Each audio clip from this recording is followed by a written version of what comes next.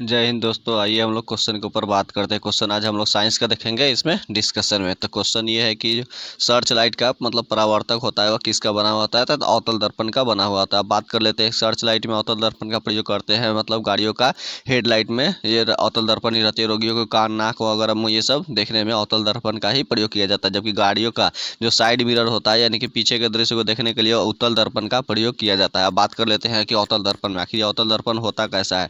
तो ये होता है कि खोखले गोले का एक भाग होता है जिसका परावर्तक सतह धंसा हुआ रहता है।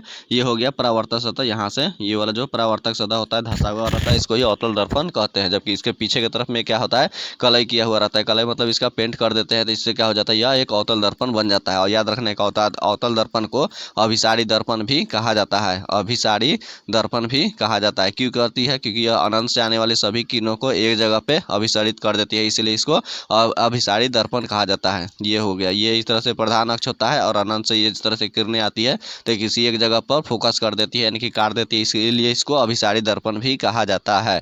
और जबकि उत्तल दर्पण को अपसारी दर्पण कहा जाता है। याद रखेंगे ये होता है कि उत्तल दर्पण होता है और इसको अपसारी दर्पण भी कहा जाता है, क्योंकि अनंत से आने वाली किरणों को क्या कर जाती है, अपसरित कर देती है यानी कि दूसरे तरफ में वह मोड़ देती है। हालांकि पीछे की तरफ डॉट डॉट करने पर एक जगह से आती हुई महसूस करती है, मतलब काल्पनिक दिखाई देती है, इसलिए इसको अपसारी दर्पण कहा जाता है।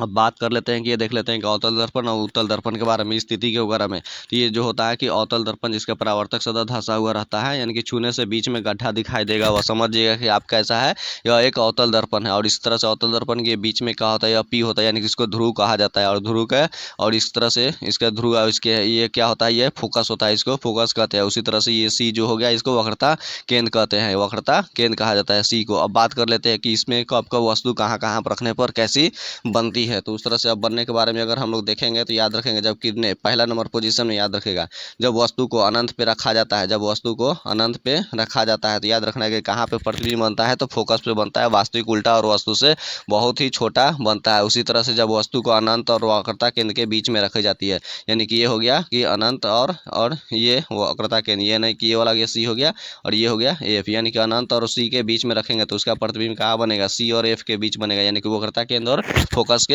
बीच बनता है। वास्तविक उल्टा और वस्तु से छोटा बनता है। उसी तरह से जब वस्तु को हम अगर सी पर ही रखेंगे यानी कि वक्रता केंद्र पर रखेंगे, यहाँ पर सी पर ही रखेंगे तो उसका प्रतिबिंब कहाँ पे बनेगा, तो सी पर ही बनेगा। वास्तविक उल्टा और वस्तु का बराबर के साइज का बनता है। उसी तरह से जब वस्तु को हम सी और इसको सी और एफ के बीच में रखते हैं, सी और एफ के बीच में रखते हैं तो उसका प्रतिबिंब कहाँ पर बनता है, तो याद रखना है क्या, उसका प्रतिबिंब जो है सी और अनंत के बीच में बनता है। उसी तरह से जब वस्तु को हम जबकि कैसा बनता है, तो वास्तविक उल्टा और वस्तु से थोड़ा सा बड़ा बनता है।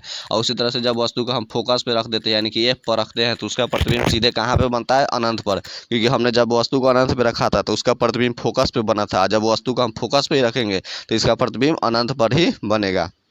तो अनंत पे बनता है, वास्तविक उल्टा और वस्तु से बड़ा साइज का बनता है। तो अभी तक जो भी बन रहा था वह सभी वास्तविक ही बन रहा था। अब बात करते हैं इसके वाला में काल्पनिक का बना हुआ है में, याद रखना है। तो ये काल्पनिक वाला में क्या होता है कि वस्तु को फोकस, याद रखना है, फोकस और ध्रुव के बीच में रखते हैं तो इसका प्रतिबिंब कहाँ बनता है, तो दर्पण के पीछे बनता है, काल्पनिक बनता है। जो काल्पनिक होती है वह सभी सीधा बनती है और जो काल्पनिक होते हैं वह आवर्धित होता है यानी कि वस्तु से बड़ा होता है। और हजामती दर्पण में यही स्थिति का प्रयोग किया जाता है जब वस्तु का मतलब एक व्यक्ति को क्या कहा जाता है कि फोकस और ध्रुव के बीच में ही रखा जाता है, इसीलिए दाढ़ियों के बाल मतलब बड़ा बड़ा साइज का दिखलाई देता है। हाँ, और एक और चीज, वस्तु को बड़ा चूब में देखने के लिए अवतल दर्पण का प्रयोग किया जाता है और किसी वस्तु को छोटा के रूप में देखने के लिए उत्तल दर्पण का प्रयोग किया जाता है। जबकि समतल दर्पण होता क्या है, तो समतल दर्पण में तो बस वस्तु को देखने पर समान साइज का ही दिखाई देता है, इसलिए उसको समतल दर्पण कहते हैं। अब इसको क्या है कि वस्तु को सामने से बारी बारी रख कर भी हम पहचान सकते हैं कि कौन सा दर्पण सामने लगा हुआ है। अगर सामने की ओर दर्पण में अगर हमारा बड़ा प्रतिबिंब दिखाई देगा वह समझिए कि वो अवतल दर्पण है, जबकि हमारा जब वस्तु का छोटा अगर हमें प्रतिबिंब दिखाई दे रहा है तो वह समझिए कि आप वह उत्तल दर्पण है। जबकि सामने में अगर समान साइज का अगर आपका दिखाई दे रहा है वह समझिएगा कि आप समतल दर्पण है। उसी तरह से दर्पण को हम छू कर भी मतलब ऐसे पता लगा सकते हैं कि कौन सा दर्पण है। जैसे कि हाथ, अगर हाथ से छुएंगे तो इस तरह से बीच में धंसा हुआ दिखाई देगा, इसका मतलब वह अवतल दर्पण है। उसी तरह से अगर हम बीच से इस तरह हाथ से स्पर्श करेंगे तो बीच में उठा हुआ दिखाई देगा, इसका मतलब यह उत्तल दर्पण है। और अगर हाथ से छुएंगे और यह कैसा हो गया, समतल हमें बीच में दिखाई देता है तो किनारे तक ले, तो याद रखिएगा कि वह कैसा दर्पण है, तो समतल दर्पण ही है। तो इस तरह से दर्पण से जो संबंधित बन सकता था, हमने आपको क्वेश्चन बता दिया। चलिए नेक्स्ट क्वेश्चन के ऊपर बात करते हैं। तो नेक्स्ट क्वेश्चन है कि पानी को ब्लीचिंग पाउडर में मिलाने पर कौन सी गैस निकलती है? तो क्लोरीन गैस निकलती है। बात करते हैं ब्लीचिंग पाउडर, आखिर इसका सूत्र क्या होता है? तो याद रखिएगा CA3 इसका कैल्शियम क्लोराइड हाइपोक्लोराइड कहा जाता है इसका सूत्र। तो CA2OCl2 यही उसका कैल्शियम हाइपोक्लोराइड इसका फॉर्मूला होता है। तो याद रखना है कि कैल्शियम जो हाइपोक्लोराइड इसको यहाँ पर CaOCl2 भी कहा जाता है। तो ध्यान रखना है कि इसको मतलब कैल्शियम हाइपोक्लोराइड कहते हैं और इसको दो तरीका से हम लोग फार्मूला को लिख सकते हैं। तो याद रखिएगा, यानी कि Ca और ब्रैकेट में OCl देकर एक बाहर की तरफ में Cl दे देंगे, तो ये हो गया कैल्शियम हाइपोक्लोराइड का मतलब। और इस तरह से अगर हम Cl को अंदर भी ले लेंगे तो इसका फार्मूला हो गया आपका CaO Cl2। ये यहाँ पर ब्रैकेट हटा दीजिए, तो इस तरह से इसका क्या हो जाता है, ये फार्मूला हो जाता है। तो फार्मूला में देख लीजिए सी ए, यहाँ 3 नहीं, सॉरी यहाँ 3 बार बार लिखा जा रहा है।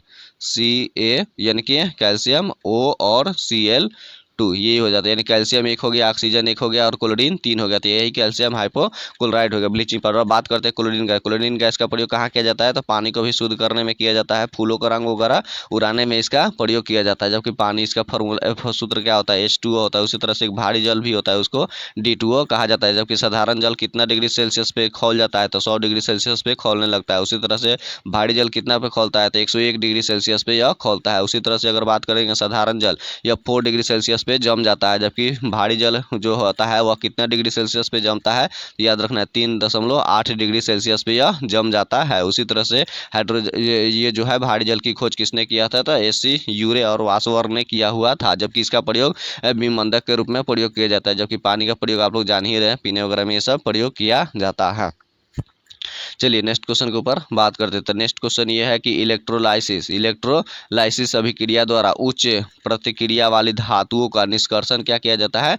निष्कासन किया जाता है। अब बात कर लेते हैं उसमें से धातुओं की। तो याद रखिएगा सभी धातुएं क्या होती है कि कठोर होती है, लेकिन कुछ धातुएं, हालांकि सभी धातु हमने क्या बोला कि कठोर होती है, लेकिन एक मतलब द्रव अवस्था में अपवाद में है, उसको पारा कहते हैं, यानी कि पारा Hg होता है, जो यह एक द्रव के रूप में रहता है। तो याद रखना है, जबकि सभी धातुएं कठोर होती है, सभी धातुओं में एक प्रकार की चमक पाई जाती है जिसको धातुई चमक कहा जाती है। सभी धातुएं क्या होती है? सभी धातुओं क्या होता है कि आघातो अर्थनीय होती है। सभी धातुओं के बाह्यतम कक्षा में, याद रखिएगा बाह्यतम कक्षा में 1 2 3 इलेक्ट्रॉन होती है। तो चूंकि बाह्यतम कक्षा में 1 2 3 इलेक्ट्रॉन होती है, तो सभी धातुएं क्या होती है? विद्युत धनात्मक होती है। और यह सभी धातुएं क्या करती है? इलेक्ट्रॉनों का त्याग करती है, इलेक्ट्रॉनों का त्याग करती है। सभी धातुएं याद रखिएगा, धातुएं क्या करती है? और मतलब धातुओं के जो ऑक्साइड होते हैं, याद रखिएगा क्षारीय होता है। धोती के सभी धातुओं के ऑक्साइड कैसे होता है? क्षारीय होता है। उसी तरह से अगर धातुओं की अगर हम लोग बात कर देंगे तो इसका मतलब बॉइलिंग पॉइंट मतलब व्यतिक्वथनांक का होता है काफ़ी ज़्यादा उच्च, यानी कि द्रवनांक इसका काफ़ी ज़्यादा उच्च होता है। उसी तरह से अधातु की बात करते हैं तो अधातु के बाह्यतम कक्षा में कितना होता है? 5 होता है, 6 होता है और ये 7 होता है। ये सभी विद्युत मतलब ऋणात्मक होते हैं, यानी कि सभी इलेक्ट्रॉनों का ग्रहण करते हैं। अगर ये 5 है तो अष्टक पूरा करने के लिए 3 का ग्रहण करेगा। उसी तरह से ये इस पर 6 है, इसका मतलब बाह्यतम कक्षा में 2 लेगा अष्टक पूरा करने के लिए। और ये 7 है, ये बाह्यतम कक्षा में 1 लेगा। जिस तरह से क्लोरीन है जो 17 आता है, उसके बाह्यतम कक्षा में 7 होता है, तो एक वो अपना ले लेता है। तो इस तरह से ये धातु और अधातुओं की इसमें पहचान कराएगी। जबकि याद रखिएगा अधातुओं की ऑक्साइड अम्लीय होती है, जबकि धातुओं के ऑक्साइड कैसा होते हैं कि क्षारीय होते हैं। चलिए नेक्स्ट क्वेश्चन के ऊपर हम लोग बात करते हैं। तो नेक्स्ट क्वेश्चन ये है कि सोडियम धातु को आसानी से चाकू से काटा जा सकता है। तो अब बात यहाँ रखना है कि सोडियम जो धातु को चाकू को साथ ही साथ याद रखना है पोटेशियम है, उसको भी हम लोग आसानी से काट सकते हैं। उसी तरह से अब बात यहाँ पे सोडियम है, याद रखिएगा। तो सोडियम को जैसे ही जल में रखा जाता है तो सोडियम ऑक्साइड बनाती है, साथ साथ हाइड्रोजन गैस उत्पन्न होता है। तो ये सोडियम को हम लोग चाहे मतलब डाल भी देते हैं पानी वगैरह में, तो देखिएगा वहाँ पर भी वह जलने लगता है। इसके पश्चात में याद रखना है सोडियम का अयस्क में कौन सा होता है? तो सोडियम का अयस्क में NaCl यानी कि नमक हो गया, इसको सूत्र कहा जाता है। उसके बाद सोडियम नाइट्रेट होता है, यानी चिली साल्ट पीटर होता है। चिली साल्ट पीटर का सूत्र होता है NaNO3। याद रखिएगा चिली साल्ट पीटर का फॉर्मूला होता है NaNO3। ये चिली साल्ट पीटर इसको कहा जाता है, NaNO3 इसी को कहा जाता है। उसके बाद ट्रोना हो गया और साधारण नमक, ये सब क्या हो गया? सोडियम का। या सोडियम के बाह्यतम कक्षा में सोडियम का परमाणु संख्या 11 होता है और इसके बाह्यतम कक्षा में 1 इलेक्ट्रॉन होते हैं। और ये 1 इलेक्ट्रॉन का क्या करती है? तो त्याग करता है। जबकि क्या कहा जाता है कोई विस्फोटक के रूप में अगर सोडियम का हम लोग प्रयोग करते हैं तो इसका रंग पीला हमें महसूस होता है। उसी तरह से अगर जब विस्फोटक में लाल रंग होता है वो एस्ट्रोसियम के कारण होता है, और हरा रंग किसके कारण होता है, बेरियम के कारण होता है, जबकि ये सोडियम के कारण पीला रंग हमें मिलता है। चलिए नेक्स्ट क्वेश्चन होते हैं। हालांकि ये धातुओं में देखा जाए तो थोड़ा सा के लिए अपवाद है जिसको हम लोग आसानी से चाकू में काट लेते हैं, वरना बाकी सभी धातुएं देखिएगा जो जल्दी बहुत कठोर होती है वह चाकू से नहीं कट सकता है। नेक्स्ट क्वेश्चन ये है कि जो कुकुरमुत्ता, याद रखना है कि नेक्स्ट क्वेश्चन है कि कुकुरमुत्ता एक क्या है, कुकुरमुत्ता क्या है, एक तरह के तो प्रोटोट्रॉफ है, याद रखिएगा। मतलब सेप्रोट्रॉफ है कुकुरमुत्ता। अब बात ये आ रहा होगा कि आखिर ये कुकुरमुत्ता है क्या, तो याद रखना है कि कुकुरमुत्ता उसको ही कहते हैं, इसको अंग्रेजी में हम लोग मशरूम कहते हैं। अब आपको याद समझ में आ गया होगा कि वो कुकुरमुत्ता यानी कि मशरूम को कहते हैं, और मशरूम में सबसे ज़्यादा मात्रा में क्या रहता है, तो प्रोटीन की हमें प्राप्ति होती है। और अब बात कर लेते हैं कि इसमें आखिर ये प्रोटीन से मिलता है सबसे ज़्यादा में, आखिर ये किससे बनता है, तो याद रखना है कि कवकों का एक मांसल रूप ही होता है, एक छोटा सा पौधा होता है ज़मीन पे उगता है वही मशरूम की होती है। और मशरूम की खेती अभी सबसे ज़्यादा होती है, सबसे ज़्यादा अगर सब्जियों में महंगा अगर देखा जाए तो मशरूम ही होता है। और मशरूम खाने से बहुत सारे फायदे वगैरह होती है, खासतौर से अगर जो डायबिटीज़ की अगर बीमारी है, याद रखेगा जो ब्लड शुगर वाले हैं तो उनके लिए खास होता है, क्योंकि इसमें क्या होता है कार्बोहाइड्रेट की मात्रा कम होती है, कार्बोहाइड्रेट की मात्रा कम होती है, जिसके कारण क्या हो जाती है कि उसके शरीर में मतलब ज़्यादा मतलब ऐसी शुगर नहीं बन पाता है, यानी कि ग्लूकोज नहीं बनने के कारण शुगर नहीं बनता है, जिसके कारण उसको कंट्रोल में रहता है। साथ ही साथ इसको शरीर का वजन घटाने में भी प्रयोग किया जाता है। हालांकि इसको आप कोई मतलब मशरूम को गर्म करके उसको मतलब उबाल करके उसको भी आप खा सकते हैं, जिससे आपका क्या होगा कि फैट वगैरह कम करने का काम करता है। और साथ ही साथ इसमें प्रोटीन ज़्यादा मिलता है, तो अगर आप मतलब तो उसमें प्रोटीन का भी यूज में इसमें कर सकते हैं। साथ ही साथ ये जो इम्यूनिटी सिस्टम वगैरह शरीर को मजबूत बनाता है। साथ ही साथ आपको गैस वगैरह का प्रॉब्लम होता है और आप कब्ज वगैरह का ये सब है तो याद रखें मशरूम आप खा सकते हैं। तो इस तरह से ये कुकुरमुत्ता काफ़ी ज़्यादा ही फायदेमंद होता है, और कवक का मांसल रूप होता है, आपको ये चीज़ आपको ध्यान में रखना होगा। और मशरूम हालांकि ये सबसे ज़्यादा इसमें क्या होता है कि प्रोटीन हमें देता है। अब बात करते हैं प्रोटीन के बारे में, तो प्रोटीन की याद रखिए खोजकर्ता कौन है, तो बर्जीलियस है। उसी तरह से प्रोटीन हमें 20 तरह की ज़रूरत होती है, 20 तरह में से 10 गो हमारा शरीर में खुद से बन जाता है, 10 हम लोग बाहर की तरफ से प्रोटीन लेते हैं। अब बात करते हैं कि प्रोटीन, तो गेहूँ में ग्लूटीन प्रोटीन होता है, अंडा में अल्बुमिन होता है, और ब्लड में कैसा हिपेरिन फाइब्रिनोजन होता है, मांसपेशिया में मायोसिन होता है, हड्डी में ओसिन होता है, नाखून बाल वगैरह और जानवरों के खूर में कीरेटिन प्रोटीन होता है। ये सभी महत्वपूर्ण आपको हमने प्रोटीन की किस में क्या पाया जाता है उसमें हमने आपको बता दिया। और बात करिएगा, याद रखना है कि इसमें से जो तो क्वासियर और मोरासमस जो रोग होती है वो भी प्रोटीन की कमी से होती है। बात होती है क्वासियोकर, तो याद रखना है, यानी कि इसको कुपोषण भी कहते हैं, जिसमें से बच्चों का हाथ पाँव मतलब क्या होता है पतला हो जाता है, पेट फूल हो जाता है, तो फूल का हो निकलता है, इसे प्रोटीन की कमी से मतलब कहा जाता है कि वह क्वासियोकर हो गया अंग्रेजी में, जबकि उसको में कुपोषण कहा जाता है। उसी तरह से मांसपेशियाँ ढीली हो जाती है, उसको मतलब मरासरस रोग भी कहा जाता है। तो मौ से मरासमस और मौ से मांसपेशियाँ ढीली हो जाती है, तो याद रखना है ये सब प्रोटीन से होने वाला। जबकि प्रोटीन का मुख्य आधार अगर कौन सा तत्व है, तो याद रखिएगा कि नाइट्रोजन ही होता है। उसी तरह से जो अंडा होता है, तो अंडा का जो मतलब जो बीच वाला जो भाग होता है, जो से पीला वाला, उसमें सबसे ज़्यादा मात्रा में वह प्रोटीन होता है, तो इसीलिए मतलब और ये वाला। और अगर बात करते हैं हम लोग जो उसका मतलब जो खोल के होता है कैल्शियम कार्बोनेट का बना होता है, जबकि दूध में याद रखिएगा विटामिन सी और लोहा नहीं पाया जाता है। आइए अब नेक्स्ट क्वेश्चन के ऊपर बात करते हैं। तो नेक्स्ट क्वेश्चन ये है कि जो संवेग होता है, तो ये जो होता है कि द्रव्यमान और उसके वेग के गुणनफल को ही संवेग कहा जाता है, यानी कि P बराबर क्या होता है इसका, एम और भी होता है। और बात कर लेते हैं इसका मात्रक के बारे में, तो एम क्या है इसका मास हो गया, या और भी क्या हो गया उसका वेग हो गया। तो इसका अगर मात्रक की बात करेंगे तो इसका क्या हो गया मास का, द्रव्यमान का केजी होता है, यानी कि केजी याद रखेगा, इसका मात्रक हो गया केजी मीटर प्रति सेकेंड, केजी मीटर प्रति सेकेंड। तो केजी मास का हो गया, मीटर प्रति सेकेंड किसका हो गया, तो वेग का हो गया। उसी तरह से अगर संवेग आवेग होता है कि याद रखेगा आवेग बराबर आई बराबर एफ टी, यानी कि मतलब स्थानिक क्षण में लगने वाले बल को ही आवेग कहा जाते हैं। तो आवेग बराबर आई बराबर ये भी एफ टी होता है, इसका भी मात्रक वही होता है जो कि संवेग का मात्रक होता है, यानी कि केजी मीटर प्रति सेकेंड आवेग का भी मात्रक होता है। अब बात कर लेते हैं इसका संवेग वाला में जो होता था, इसका मात्रक वाला में तो केजी मीटर प्रति सेकेंड। तो इसका अगर बीमा की हम लोग बात करेंगे तो बीमा यानी केजी मास को क्या कहा जाता है कि एम के रूप में करते हैं, जबकि मीटर को लंबाई के रूप में, तो एम एल, और सेकेंड को टी के रूप में व्यक्त किया जाता है, तो एम एल टी -1 होता है, याद रखेगा। तो ये संवेग का मतलब हो गया, बीमा हो गया एम एल टी -1। उसी तरह से आवेग का भी होता है एम एल टी -1। कहा जाता है कि वेग को अगर दुगना कर देने पे संवेग कितना हो जाएगा, तो दुगना हो जाएगा। उसी तरह से क्योंकि यहाँ पे जो होता है अगर यही पर अगर वेग को अगर हम लोग बात करेंगे कि उसको मतलब गतिज ऊर्जा में कितना होता है, क्योंकि गतिज ऊर्जा होती है 1/2, याद रखेगा गतिज ऊर्जा में 1/2 MV यानी कि काइनेटिक एनर्जी बराबर 1/2 MV² होता है। तो यहाँ क्या होता है, V का स्क्वायर हो जाता है। तो यहाँ पे अगर हम वेग को दुगना करेंगे तो गतिज ऊर्जा 4 हो जाएगा, 4 गुना हो जाएगा। उसी तरह से अगर वेग को 3 गुना करेंगे तो गतिज ऊर्जा 9 गुना उसका हो जाती है, यानी कि उसका स्क्वायर हो जाता है। अगर उसी तरह से अगर हम लोग बात करते हैं इसका वाला में याद रखेंगे, अगर इसको हम लोग संवेग और इसको गतिज ऊर्जा में एक दूसरे के अगर परिवर्तित करेंगे तो देखिए अभी आपने जाना कि संवेग मतलब संवेग बराबर P बराबर mv, यानी कि वेग को दुगना करने पर संवेग भी दुगना हो जाता है। जबकि यही गतिज ऊर्जा में अगर वेग को दुगना करेंगे तो गतिज ऊर्जा क्या हो जाएगी, 4 गुना हो जाएगी। तो अब अगर गतिज ऊर्जा और एक संवेग के बीच एक संबंध आता है तो याद रखेगा संवेग यानी कि काइनेटिक एनर्जी यानी कि गतिज ऊर्जा बराबर होता है, याद रखेगा 1/2 m, और इसका क्या होता है P² यानी कि गतिज ठीक है संवेग का स्क्वायर हो जाता है। तो अगर कहता है कि संवेग को अगर दुगना मतलब ऐसी याद रखेगा संवेग को अगर दुगना करने पर तो संवेग को दुगना करने पर कितना हो जाता है गतिज ऊर्जा, तो याद रखिएगा कितना हो जाता है 4 गुना। उसी तरह से अगर संवेग को 3 गुना करने पर गतिज ऊर्जा कितना हो जाती है, तो 9 गुना हो जाती है, क्योंकि यहाँ पर क्या है संवेग का स्क्वायर है। तो जितना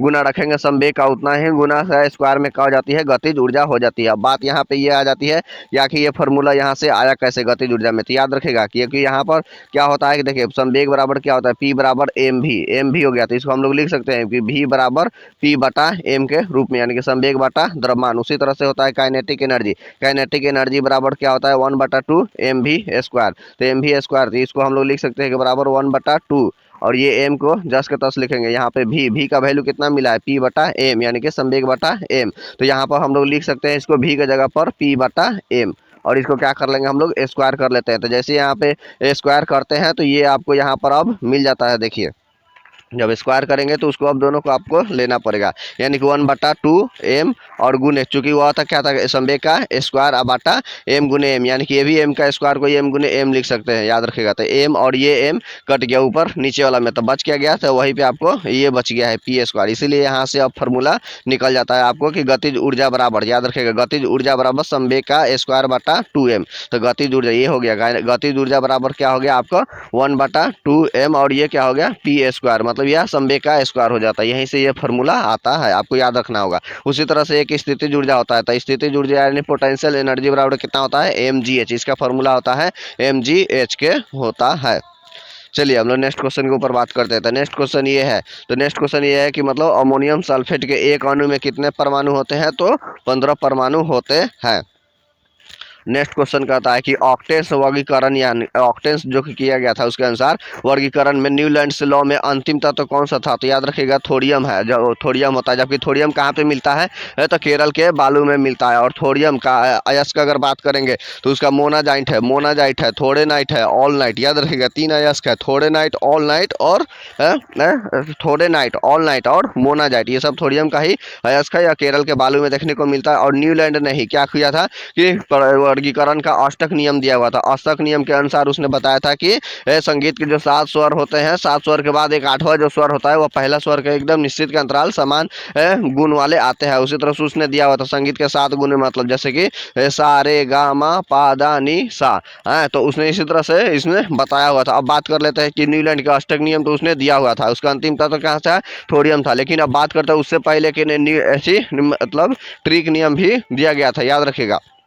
जबकि ट्रिक नियम किसने दिया था, तो डोबरेनर ने दिया हुआ था, याद रखिएगा डोबरेनर का ट्रिक नियम, उसने ट्रिक नियम दिया था। उसके तहत उसने बताया था कि किन्हीं 2 तत्वों का जो भार होता है 2 तत्वों का भार होता है और दोनों भारों का मतलब औसत जो होता है वह तीसरा तत्व के समान होता है। तो उस तरह से उसने ट्रिक नियम दिया था, जो कि सबसे पहला उसी ने डोबरेनर ने ट्रिक नियम दिया था, जो कि एक असफल हुआ। उसके बाद में फिर ज़्यादा नहीं चल सका, उसका न्यूलैंड के अष्टक नियम दिया गया था। अष्टक नियम के अनुसार जो है संगीत के 7 स्वर पे सजाया गया। उसके बाद में फिर मेडलिफ आते हैं, तो और मेडलिफ क्या करते हैं, परमाणु भार पर, याद रखेगा किस पर यह सजाते हैं, तो परमाणु भार पर, याद रखेगा भार यानी कि परमाणु भार पर यानी कि एटॉमिक मास पर सजाते हैं। तो कहते हैं तत्वों का मतलब रासायनिक और भौतिक गुण क्या होता है, उसके परमाणु भार के आवर्त फलन होते हैं, यानी कि उसके भार पे ही सजाया गया। उसके बाद में फिर उसके मेडलिफ के बाद में अभी आधुनिक रूप से देखा जाए तो मोस्ले ने किया हुआ है। मोस्ले ने किस पर अथी किया हुआ था, तो याद रखेगा परमाणु संख्या पर। यह मोस्ले किस पर दिए हुए थे, तो परमाणु संख्या के आधार पर उन्होंने दिया, यानी कि एटॉमिक आवर्तनिक नंबर पे। इन्होंने बोला कि तत्वों का भौतिक और रासायनिक गुण से क्या होता है, परमाणु के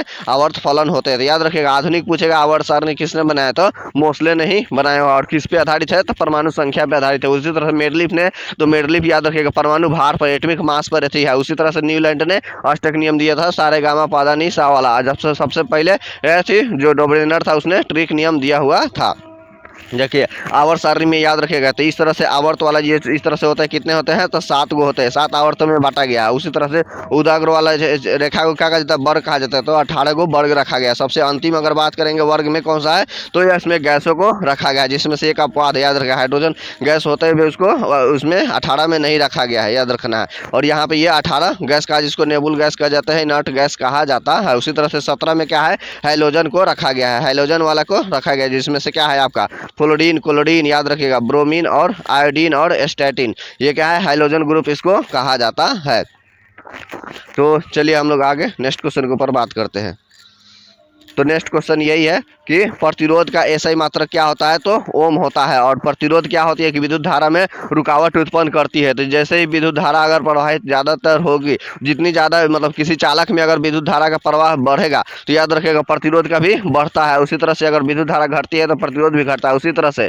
और याद रखिएगा एक इसका फॉर्मूला भी होता है, याद रखिएगा प्रतिरोध को आर से यानी कि रेसिस्टेंस इसको कहा जाता है, सूचित किया जाता है। तो प्रतिरोध बराबर, याद रखिएगा, प्रतिरोध बराबर रो इंटू एल बटा ए। तो ए क्या है, यानी कि अनुप्रस्थ काट का क्षेत्रफल, यानी कि ये तार की मोटाई है, और एल क्या है, तार की लंबाई है। तो यानी कि आर बराबर, यानी कि इसको एल के रूप में ले सकते हैं। तो ये क्या है, एल के समानुपाती है, यानी कि तार जितना ही लंबा होगा उसमें प्रतिरोध उतना ही ज़्यादा होगा, और जब तार पर मतलब जितना छोटा होगा उतना प्रतिरोध कम होगा। इसलिए लंबी दूरी का तार ले जाते हैं तो उसमें याद रखिए प्रतिरोध ज़्यादा उत्पन्न होती है, इसलिए हमें बिजली ज़्यादा उसमें खर्च हो जाती है। बहुत दूर तक हम तार लेकर जाते हैं, तो अपने घर से अगर दूर तक तार से ट्रांसफार्मर से जोड़ते हैं तो आपको बिजली ज़्यादा वहाँ पे खर्च हो जाती है। उसी तरह से यहाँ पे ये हालांकि याद रखिएगा आर बराबर एल है, इसका मतलब यह समानुपाती का संबंध है, ये एक बढ़ेगा तो दूसरा भी बढ़ेगा, दूसरा घटेगा तो मतलब पहला भी घटेगा। तो उसी तरह से ये हो जाता है, याद रखना आर बराबर एल, ये समानुपाती का इस संबंध को दर्शाता है। लेकिन इसके बाद में ये कह रहा है कि आर बराबर 1/a, यानी कि अनुप्रस्थ काट का क्षेत्रफल का,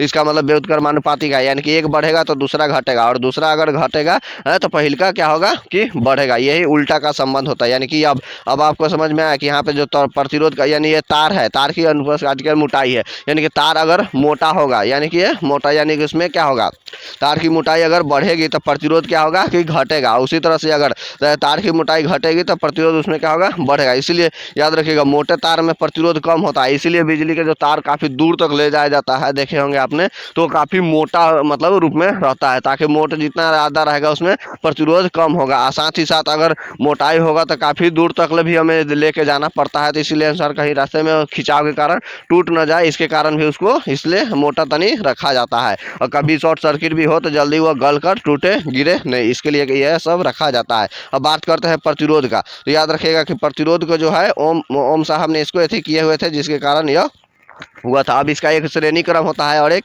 समानांतर क्रम भी होता है, याद रखना है आपको। तो एक श्रेणी क्रम, एक समानांतर क्रम होता है। अब बात करते हैं इसका श्रेणी क्रम है। श्रेणी क्रम का सूत्र होता है कि आर बराबर, याद रखेगा, आर बराबर यहाँ R1 plus R2 plus R3 होता है। इसी तरह डॉट डॉट RN तक ले चला जाता है। ये प्रतिरोधक का श्रेणी क्रम होता है। जबकि अब समानांतर क्रम में इसका फॉर्मूला की अगर बात करेंगे तो समानांतर क्रम में होता है 1/R बराबर 1/R1 प्लस 1/R2 प्लस इसी तरह से 1/R3 और डॉट डॉट डॉट डॉट कहाँ तक 1/R3 तक ले चला जाएगा। तो ये होता है समानांतर क्रम। और घरों में जो मतलब बिजली जो तार की दोहराई जाती है, याद रखिएगा हमेशा समानांतर क्रम में ही दोहराई जाती है, श्रेणी क्रम में नहीं दोहराई जाती है। जबकि जो विद्युत धारा का जो अमीटर जो लगता है वह से मतलब उसका तार को श्रेणी क्रम में उसको लगा दिया जाता है। जबकि विभवांतर को कहाँ लगाया जाता है, तो समानांतर क्रम में लगाया जाता है। एक होता है गैल्वेनोमीटर जो विद्युत धारा को ज्ञात करता है कि इसमें धारा बह रहा है कि नहीं हो रहा था। अगर विद्युत धारा में अगर शंट यानी कि एक निम्न प्रतिरोध का तार होता है, याद रखिएगा अगर उच्च प्रतिरोध जो है उसको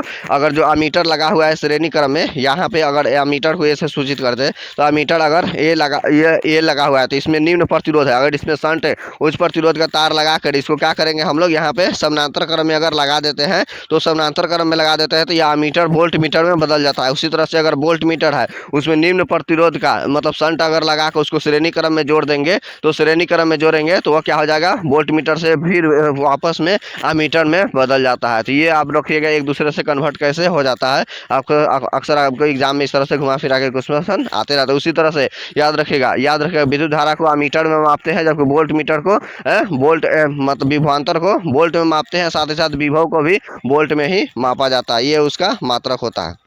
चलिए अब नेक्स्ट क्वेश्चन के ऊपर बात करते हैं। तो नेक्स्ट क्वेश्चन ये है कि यदि दर्पण में देखते हुए और पाते हैं कि छवि आपका परावर्तन आपका छोटा मतलब दिखाई देता है, तो छोटा आपको दिखाई देता है, तो वह कौन सा दर्पण है, तो उत्तल दर्पण। हमने आपको इसके बारे में चर्चा ऊपर भी कर दिया कि अगर सामने से अगर आपको देखने में यह छोटा दिखाई देता है तो आप समझिए कि कौन सा दर्पण है, तो उत्तल दर्पण है। अगर आपको बड़ा दिखाई देता है तो आप समझिए कि अवतल दर्पण है, और अगर समान यदि दिखाई देता है तो आपको समतल दर्पण ही है। उसी तरह से उत्तल दर्पण में हमसे याद रखिएगा इसमें काल्पनिक ही प्रतिबिंब बनता है। काल्पनिक मतलब यानी कि आवर्धित, आवर्धित मतलब और सभी कैसा होगा, सीधा ही होगा, और बहुत वस्तु से छोटा होता है, इसीलिए मतलब काफी ज्यादा विस्तृत क्षेत्र को एक जगह बना देता है, जिसके कारण हमें साइड मिरर के रूप में देखने को मिलता है। उसी तरह से यहाँ पे यह उत्तल दर्पण है। हालांकि यह उत्तल दर्पण का गुण किसके साथ मिलता जुलता रहेगा, तो याद रखेगा अवतल लेंस का। हमने क्या बोला, लेंस में, तो यह उत्तल दर्पण है, इसका गुण किसके साथ मिलता है, अवतल लेंस के साथ मिलता है। उसी तरह से अवतल दर्पण का जो गुण है वह उत्तल लेंस के साथ में समान गुण दर्शाता है। याद रखना ये आपको।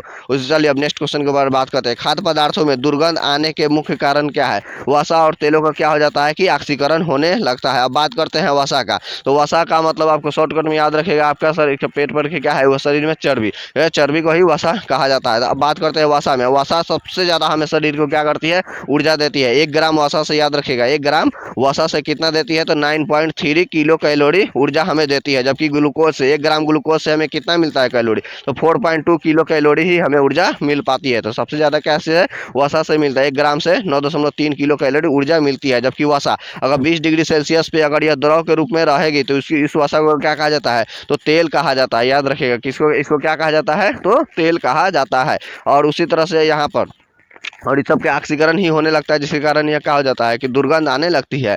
और आपने और एक चीज आपने यहाँ पर देखा होगा, याद रखिएगा। तो वसा क्या है कि शरीर में आप पचने की बात करते हैं तो पचता कौन सा है, तो याद रखिएगा सबसे पहले क्या होता है, कार्बोहाइड्रेट पचने लगता है। कार्बोहाइड्रेट हमारा मुंह से ही शुरू हो जाता है पचने के लिए, याद रखिएगा। जो कि माल्टेज जो होता है वह माल्टोज में बदल के बाद में ग्लूकोज में बदल जाता है। तो इस तरह से सबसे पहले ग्लूकोज यानी कि कार्बोहाइड्रेट पचता है। 2 नंबर पे है हमारा शरीर का वसा पचता है। और 3 नंबर में है जो, याद रखिएगा वह कौन सा है, प्रोटीन। प्रोटीन पचने लगता है। तो सबसे अंतिम में क्या है, प्रोटीन पचता है। प्रोटीन को पचने में काफी ज्यादा समय, लंबा अवधि लगता है। तो याद रखिएगा इसीलिए। और जो कि हम मांस वगैरह सब खाते हैं पीते हैं तो जल्दी, याद रखिएगा, वो आपको डाइजेस्ट तो थोड़ा बहुत तो हुआ है, लेकिन उसको अंतिम रूप से पाचन छोटी आंत में, याद रखिए किसी चीज का पाचन अंतिम रूप से छोटी आंत में ही होता है। तो छोटी आंत में सबसे लंबा समय प्रोटीन को पचने में लगता है।